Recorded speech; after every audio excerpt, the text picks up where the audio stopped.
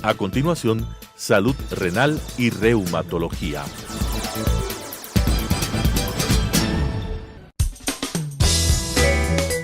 Clasificación A. Apto para todo público.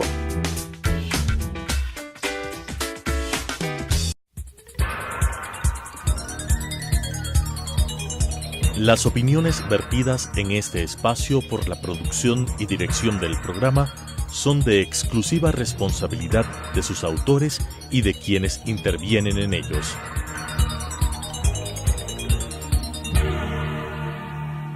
Telesucesos Canal 29 UHF presenta Salud Renal y Reumatología. Tratamiento integral preventivo y curativo de enfermedades renales y reumatológicas con la conducción de las doctoras Belia Meléndez y Cristina López. Salud renal y reumatología. Buenas tardes, bienvenidos a un programa más de salud renal y reumatología. El día de hoy vamos a hablar sobre las glomerulonefritis.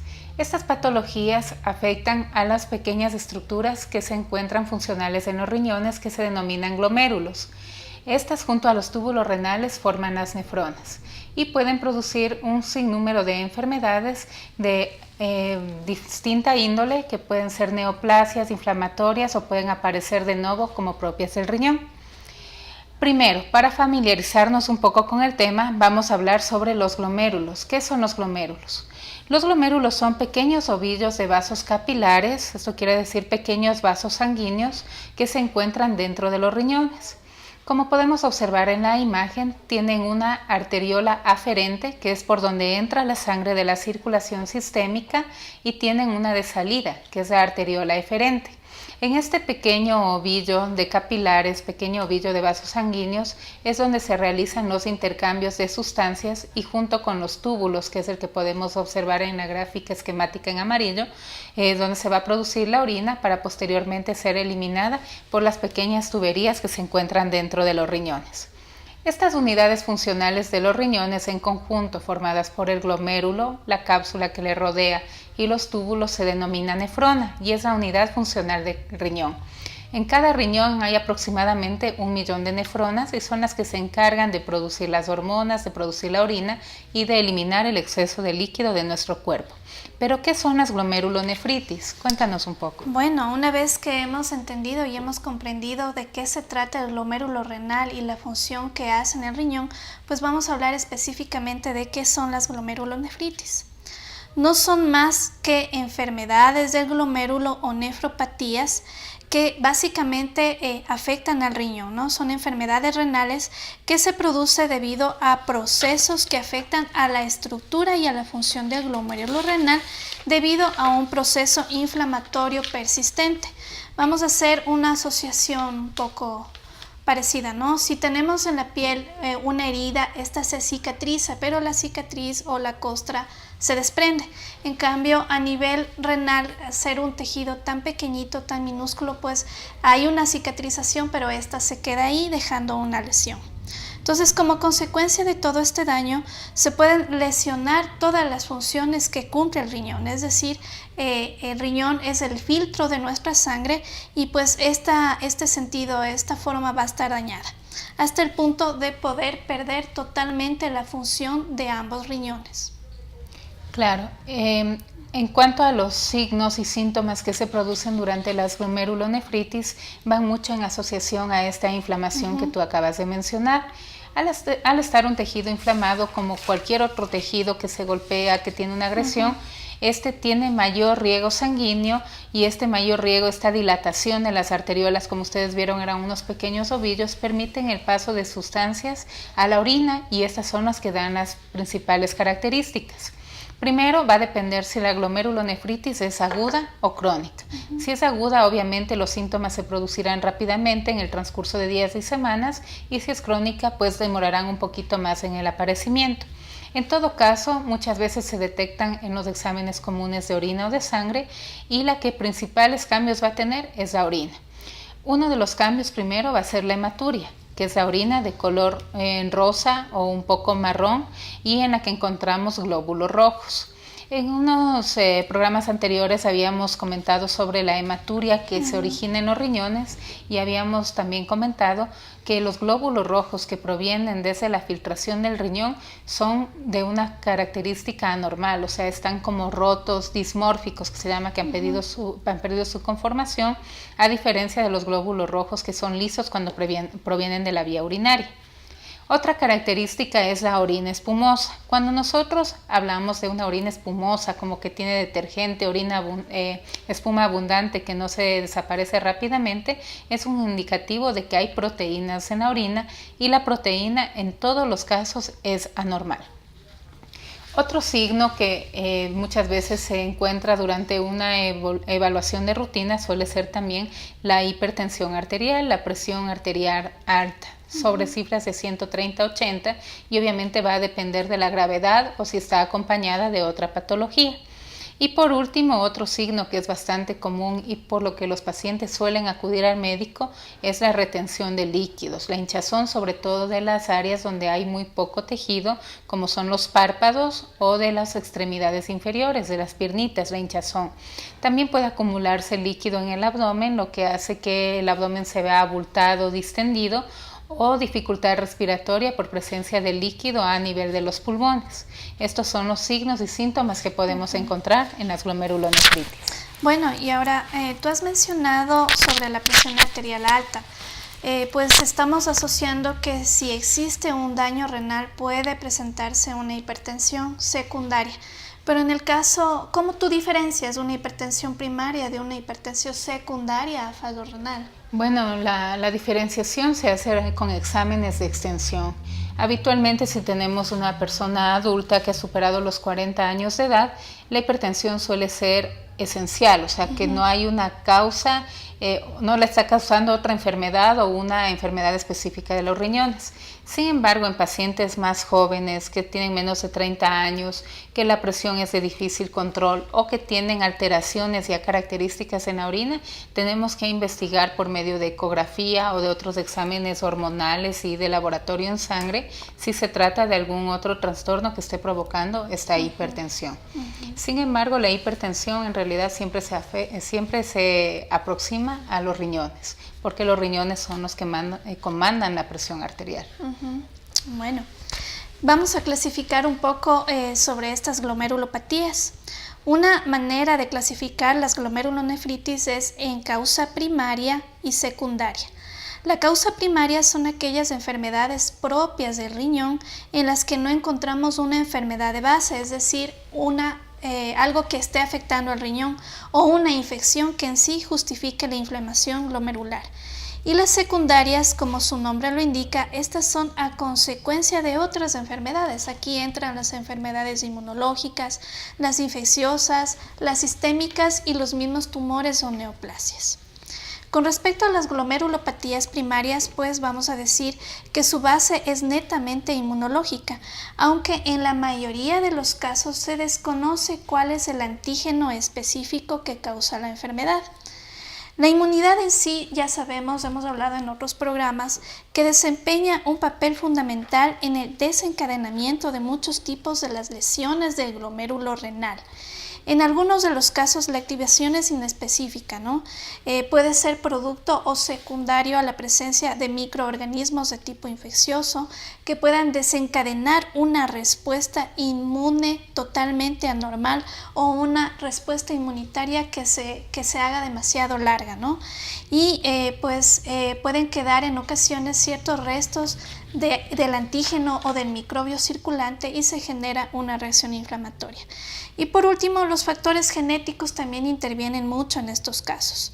En el caso de las glomerulopatías, pero pues en sí, sí se desarrolla una lesión renal que sobre la progresión de la misma o sobre la progresión o sobre la respuesta al tratamiento. Es decir, que pese al tratamiento que estamos dando, la inflamación continúa. Podemos mencionar algunas de las glomerulopatías. Las más importantes o las que más se ven son las glomerulonefritis por cambios mínimos, la glomeruloesclerosis focal y segmentaria, la membranosa, la glomerulonefritis por depósito de inmunoglobulina de tipo A y una glomerulonefritis membranoproliferativa. Pues con respecto a esto, ¿qué nos puedes decir? Bueno, se le intentó hacer un poco más didáctico, dividiéndoles en primarias y secundarias, ya que hay muchas maneras de clasificar las glomerulopatías, pueden ser por el tipo, por su característica de aguda o crónica, primarias, secundarias, por los agentes. Entonces, hablando de las primarias, como tú mencionaste, son en las que no se encuentran ningún factor desencadenante o una enfermedad de base que las esté causando, o sea, son propias de los riñones. En todo caso, tú mencionaste algunas de estas, como la enfermedad de cambios mínimos, la glomerulopatía membranosa, la rápidamente progresiva, que son propiamente con un desencadenante inmunológico. O sea, siempre el desencadenante va a ser inmunológico, aunque no se sabe qué desencadena esta respuesta inmunitaria. En todo caso, pese a que los nombres suenan extraños y no estamos muy familiarizados con estos, obviamente son enfermedades que sí se ven de una forma bastante común y son frecuentes en la consulta diaria y tienen tratamiento. Eso es lo importante, independientemente de su característica primaria o secundaria, podemos tratarlas y puede el paciente recuperarse, en algunos casos de algunas formas totalmente y en otras en forma parcial, y mantener un buen funcionamiento renal. También hay enfermedades dentro de estas glomerulopatías primarias que se presentan más en ciertas edades. Por ejemplo, la enfermedad de cambios mínimos es característica en la infancia, en los niños, en edad escolar sobre todo, y tiene muy buen pronóstico, responde muy bien al tratamiento. La glomerulopatía membranosa es típica de las personas adultas, se caracteriza por presentar una pérdida abundante de proteínas en la orina, y la rápidamente progresiva se ha notado que es más común en los pacientes adultos mayores. ¿Y cómo llegas a clasificar? ¿De qué manera puedes decir que se trata de una glomerulonefritis focal y segmentaria? ¿Cuál es el método con el que tú dices La esto? única forma de saber el diagnóstico exacto es mediante una biopsia renal y el estudio histopatológico. El estudio histopatológico va a tomar de las pequeñas muestras que se extraen del riñón mediante la biopsia, se le pone en el microscopio, y hay dos formas. Aquí desgraciadamente no tenemos microscopía electrónica, pero se le puede estudiar con la microscopía óptica, que ya nos da unas características de las células que están afectadas, y también la inmunofluorescencia, que es ciertas inmunoglobulinas que van a estar presentes en el tejido y que, de acuerdo a los patrones de cómo se tiñen, de cómo se presentan y los cambios que hay en el tejido, vamos a tener el diagnóstico. Y obviamente a esto se asocia la sintomatología, la presentación clínica que tiene el paciente, la cantidad de proteínas que elimina, si hay o no sangre. Junto todo, nosotros podemos llegar al diagnóstico, obviamente al pronóstico y posteriormente al tratamiento. Bueno, con respecto a las glomerulopatías secundarias, estas se producen, como su nombre lo indica, secundario a un proceso o una base sistémica, inmunológica o infecciosa. Aquí tenemos algunos ejemplos. La glomerulonefritis postestreptocócica, que ya habíamos comentado en otro programa, puede manifestarse entre 1 a 2 semanas después de la recuperación de una infección, sea de garganta o sea de piel, producto del estreptococo beta hemolítico de grupo A. Pues rara vez se presenta después de una infección cutánea, es muy contados los casos. Para combatir la infección, pues el cuerpo va a producir una serie de anticuerpos, que estos tienen la propiedad en ciertas ocasiones, no en todos, de alojarse en los glomérulos y provoca inflamación. Quienes padecen esta patología son más propensos los niños, y como les explicábamos, a partir de la infección por estreptococo beta hemolítico de grupo A. Otra de las causas puede ser por una endocarditis bacteriana. ¿Qué es la endocarditis bacteriana? Pues algunas bacterias en algunas situaciones tienen la capacidad de viajar a través del torrente sanguíneo y pueden llegar a alojarse en el corazón, más específicamente en las válvulas cardíacas. Tienen más posibilidad de tener este tipo de infecciones aquellas personas que ya tienen un defecto cardíaco, ¿no? Como una válvula cardíaca lesionada, una válvula que ya ha sido cambiada, es decir, una prótesis valvular. Pues la endocarditis bacteriana se va a asociar básicamente a una enfermedad glomerular.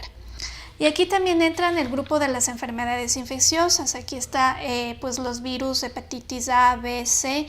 El mismo VIH también pueden causar daño renal. Las enfermedades inmunitarias, pues el lupus ya lo hemos tratado de igual manera en programas anteriores, pues se trata de una patología en la cual hay anticuerpos que están dirigidos contra blancos como el glomérulo renal. Otra enfermedad inmunológica que es muy rara es el síndrome de Goodpasture, en el cual se observa un trastorno asociado, aparte del daño renal, se asocia daño pulmonar, pues los anticuerpos también se van a depositar a nivel pulmonar. Y la nefropatía por depósito de inmunoglobulina de tipo A. Nuestro cuerpo tiene diferentes tipos de inmunoglobulinas, tenemos la M, la G, la E, la A. Por alguna extraña razón que desconocida existe el depósito de estos anticuerpos anormales en el glomérulo, ¿no? Y son característicamente de tipo A. Esto lo podemos ver mediante un examen de inmunofluorescencia, ¿no? Son exámenes muy específicos y se debe de realizar una biopsia renal. Bueno, y dentro de estas causas inmunológicas también podemos contar las vasculitis. Las vasculitis son enfermedades que producen inflamación de los vasos sanguíneos de distinto calibre, que pueden ser grandes, medianos, pequeños. Las vasculitis que están asociadas con los vasos de pequeño calibre son las que suelen afectar también a los riñones, a los glomérulos, que como ya entendieron era un ovillito de capilares muy delgaditos. Entonces la poliarteritis es uno de los tipos de vasculitis que producen glomerulonefritis, al igual que la granulomatosis, sobre todo la granulomatosis de Wegener, porque afecta a vasos pequeños y de mediano calibre. Independientemente, aparte de estas enfermedades inmunológicas, dentro de las secundarias también tenemos las enfermedades que causan cicatrización de los glomérulos.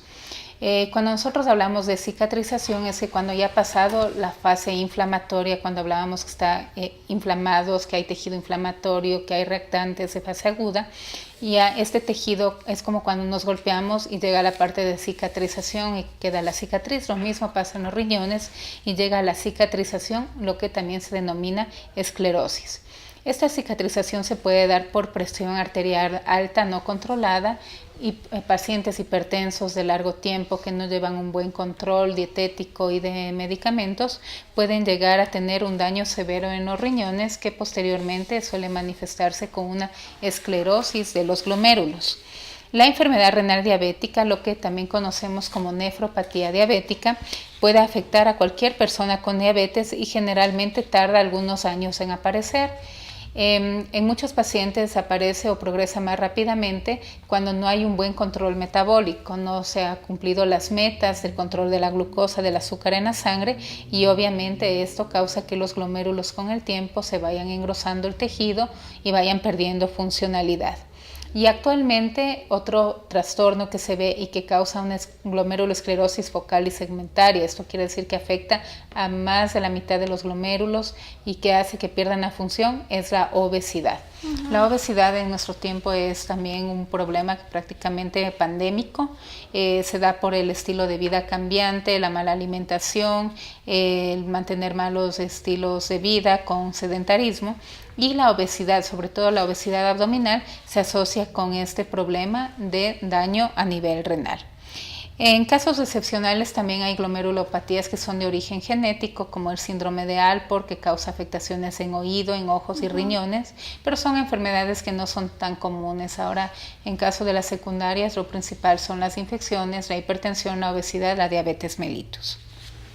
En el caso de las vasculitis, pues sí, son enfermedades raras, son enfermedades poco comunes, son pocos los casos que en nuestro medio se encuentran. Pues en Europa hay clínicas especializadas en vasculitis porque pues su componente genético determina ciertas situaciones como estas.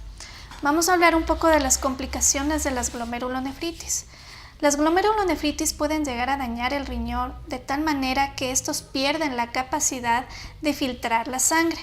Como consecuencia de esto se van a acumular niveles peligrosos de ciertas sustancias tóxicas en la sangre, también electrolitos, pues recordemos que nuestro cuerpo guarda un equilibrio de sales que permite que funcione adecuadamente. Cuando se altera este equilibrio empezamos a tener problemas, ¿no? Pero las glomerulopatías pueden causar complicaciones más frecuentes como las siguientes. La insuficiencia renal aguda, ya hemos hablado de este tema. La pérdida de la función de parte del filtrado de las nefronas puede provocar una rápida acumulación de desechos. Es posible que se necesite una diálisis de manera urgente, es decir, mediante una máquina poder sacar todos los elementos tóxicos de la sangre.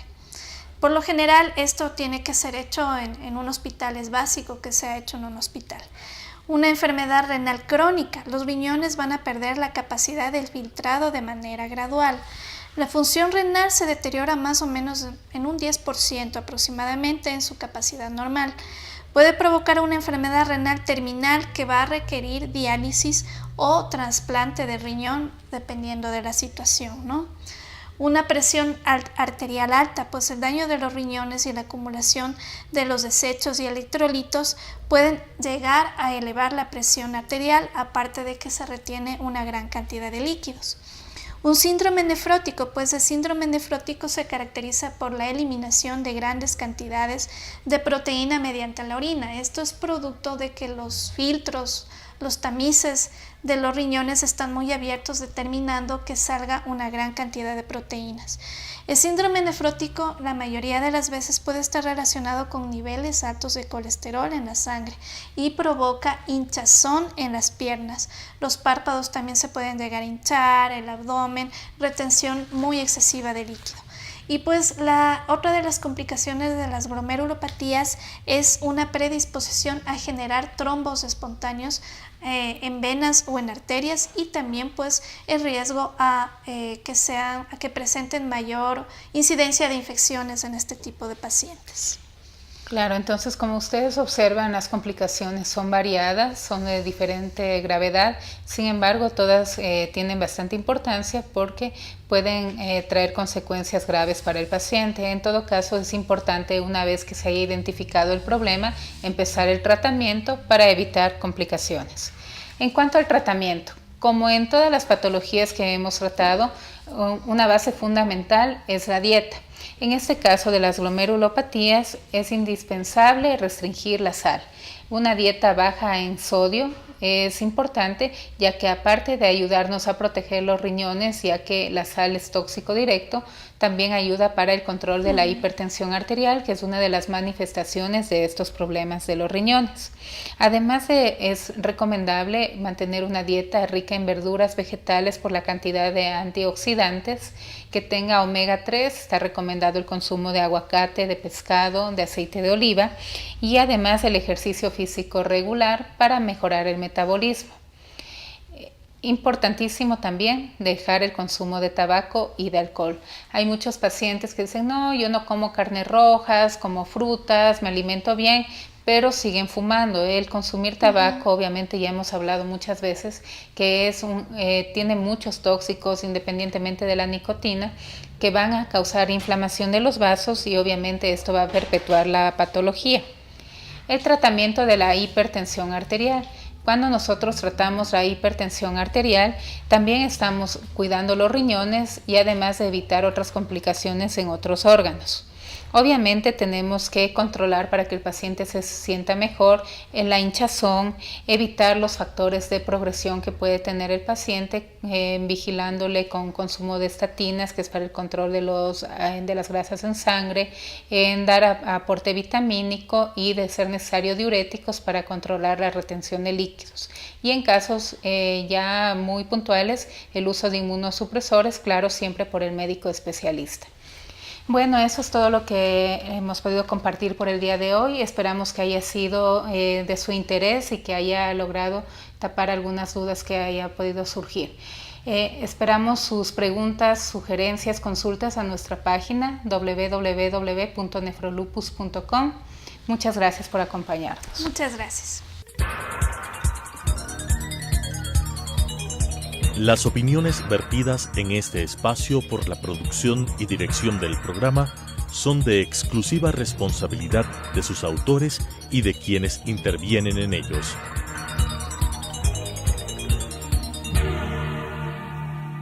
Telesucesos Canal 29 UHF presentó Salud Renal y Reumatología. Tratamiento integral preventivo y curativo de enfermedades renales y reumatológicas con la conducción de las doctoras Belia Meléndez y Cristina López. Salud renal y reumatología.